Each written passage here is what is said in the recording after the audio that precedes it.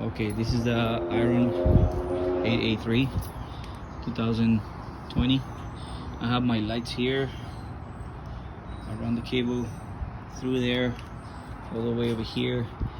I got another cable here, and also I got a couple of cables here, one here on the other side, right there. Okay, run the wires through there.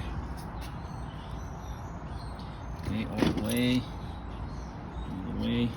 and then set them all the way underneath this. They're all connected right here.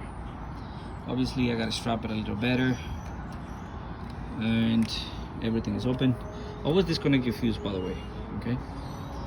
And some people, what they do is they just put the lights through the battery, and not the blue. They don't connect the blue. I'm gonna show you where and how to connect the blue. Okay, here's your ground, your black, okay, of the light right here. It's 3 wires. Okay, so you got black, red, and blue. Okay, red is your positive, black is your negative, which is your ground right there. Okay, and then right there is your red, okay, to the battery. Up to there, the light will turn on with the control. Okay,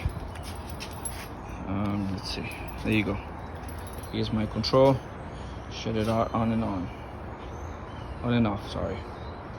Okay, and you can change the colors like everybody does. Okay, but the most important thing right here after is if you don't connect the blue,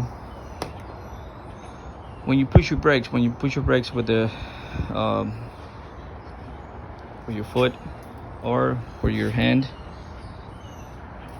those lights will not turn red. In order to turn red, when you do that, see,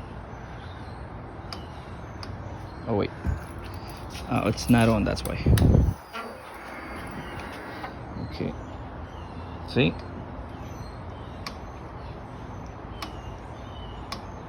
they turn red every time you push the brakes.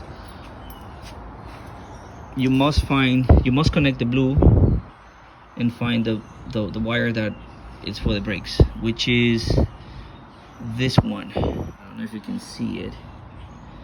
It's right there, this blue wire with the red stripe. Okay, you have it on the left side, and also you have it on the right side going into that light. Either you connect it there to that red and blue, or to this one. So what I did, I stripped the wire a little bit and then connect it into it, and then wrap it up with the electrical tape. And that's it, guys. That's how it works right there.